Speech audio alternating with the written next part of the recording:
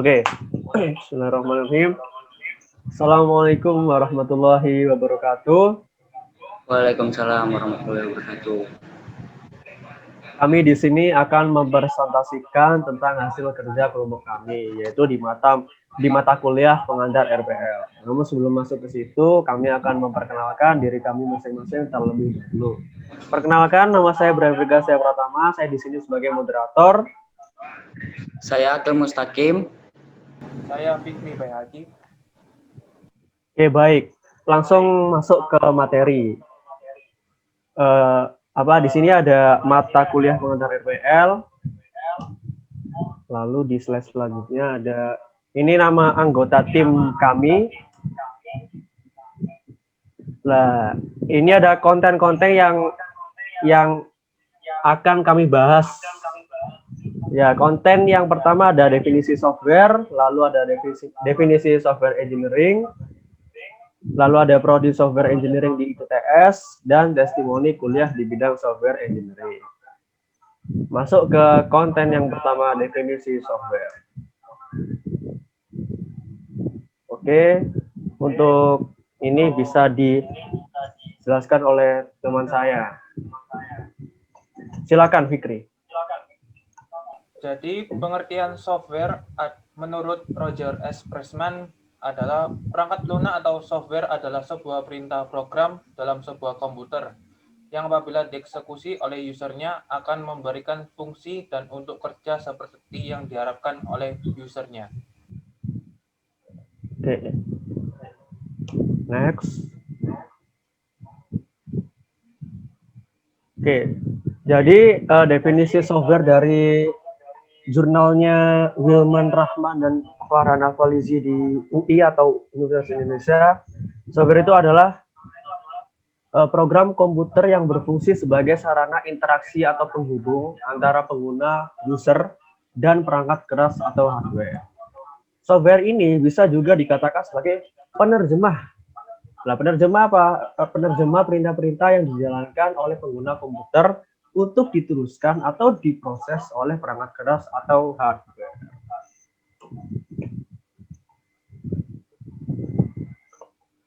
Silakan, Akil. Nah, jadi yang ketiga ini ada dari Hermawan Riyadi. Software adalah program komputer yang menjadi jembatan antara pengguna dengan perangkat keras. Ia juga dapat didefinisikan sebagai sebuah aplikasi yang tersusun dari sekumpulan kode-kode bahasa pemrograman. Nah, jadi software ini suatu data yang diprogram, kemudian data ini disimpan secara digital dan dapat dioperasikan oleh pengguna melalui perangkat komputernya. Oke, siap. Masuk ke konten yang kedua, yaitu ada definisi software engineering. Apakah itu definisi software engineering? Silakan, Mas Fikri. Menurut Stephen R.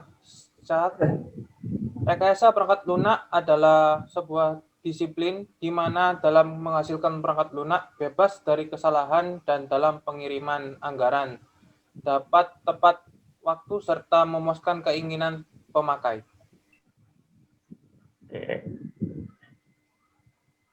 Ini ada definisi software engineering dari Dwiki Andika, yaitu adalah suatu disiplin ilmu yang membahas semua aspek produksi perangkat lunak, mulai dari tahap awal yaitu analisis kebutuhan pengguna, menentukan spesifikasi dari kebutuhan pengguna, desain, penggodaan, pengujian sampai pemeliharaan sistem setelah digunakan. Lah, jadi dari definisi software engineering ini bukan hanya belajar coding aja, tapi banyak, yaitu dari mungkin seperti sistem manajemennya, lalu desainnya seperti apa, begitu. Nah, silahkan Mas Akil. Nah, jadi yang ketiga ini ada pengertian software engineering dari Joko Warino. Software engineering dapat diartikan sebagai mereka yang memiliki keahlian dalam memproduksi sebuah perangkat lunak pada tahap awal untuk spesifik hingga mereka yang memelihara sistem sesudah digunakan. Nah, jadi software engineering ini bertugas sebagai salah satu metode yang menerapkan dan merancang untuk pengembangan pada sebuah bidang software. Oke. Sekarang masuk ke konten yang ketiga, yaitu Prodi Software Engineering di ITTS. Bagaimanakah itu? Seperti ini. Jadi Prodi RPL di ITTS itu merupakan sebuah jurusan yang mempelajari dan mendalami semua cara-cara pengembangan perangkat lunak, termasuk pembuatan, pemeliharaan, manajemen organisasi, pengembangan perangkat lunak, dan manajemen kualitas.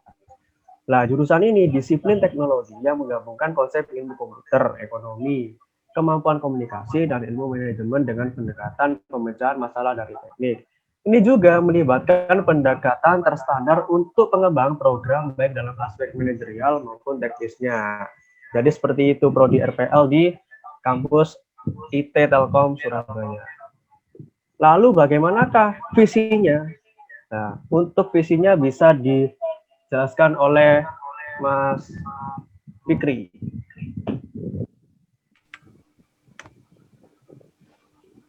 Jadi visi keilmuan dari Prodi RPL ITTS adalah mengembangkan program studi rekayasa perangkat lunak pada sistem cerdas di bidang kemaritiman, transportasi, dan logistik yang berbasis teknologi informasi dan komunikasi berstandar internasional untuk mendukung peningkatan daya saing bangsa Indonesia. Oke. Sekarang masuk ke konten yang keempat, yaitu testimoni kuliah di bidang software engineering di kampus IT Telkom Surabaya. Nah, untuk testimoni pertama dari Mas Fikri Bayaki Hermawanto, gimana? Yang pertama, kenapa pilih software engineering? Karena yang pertama ada saran dari orang tua untuk memilih prodi yang berhubungan dengan IT, dan saya pun juga berminat untuk mempelajarinya. Yang kedua, bidang di software engineering yang diminati atau disukai. Bidang yang diminati saat ini adalah artificial intelligence atau kecerdasan buatan. Selanjutnya yang terakhir, prospek dunia kerja di bidang software engineering yang diinginkan atau yang di masa depan, yaitu jadi IT profesional. Oke, bagus sekali ya. Oke, untuk testimoni ini dari saya sendiri. Nah, kenapa kok saya pilih software engineering ya? Karena di era revolusi 4.0 ini dibutuhkan lulusan-lulusan dari bidang software. Lah, dan prospek kerjanya itu juga pasti banget. Jadi itulah alasan mengapa saya pilih di software engineering ini. Lalu bidang di software engineering yang saya sukai itu web development. Karena di zaman-zaman sekarang ini tuh sangat apa ya, banyak banyak perusahaan-perusahaan itu yang sangat membutuhkan lulusan-lulusan atau orang-orang yang jago nih dalam web development. Setahu saya seperti itu. Lalu prospek dunia kerja bidang software engineering ya, yaitu saya ingin menjadi IT profesional. Seperti itu. Untuk testis selanjutnya dari Mas Akil Mustafi, silakan. Nah, kenapa saya pilih software engineering? Karena yang pertama keinginan terbesar saya adalah menjadi seorang web developer. Karena minat dan bakat saya ada di sini. Semenjak duduk di bangku SMP, saya sudah tahu dan mengerti bahwa saya akan memilih ke jalan software engineering. Saya sangat mengerti bahwa saya harus melalui proses yang panjang untuk bisa sampai pada posisi tersebut. Dan saya ingin tetap pada jalan yang saya pilih. Itulah mengapa saya tertarik dan memilih software engineering pada jenjang perkuliahan ini. Selanjutnya, bidang di software engineering yang paling diminati yaitu web developer atau pengembangan web yang bekerja untuk merancang, membuat, dan memelihara situs web dan aplikasi webnya. Kemudian untuk prospek kerja bagi saya itu adalah web developer.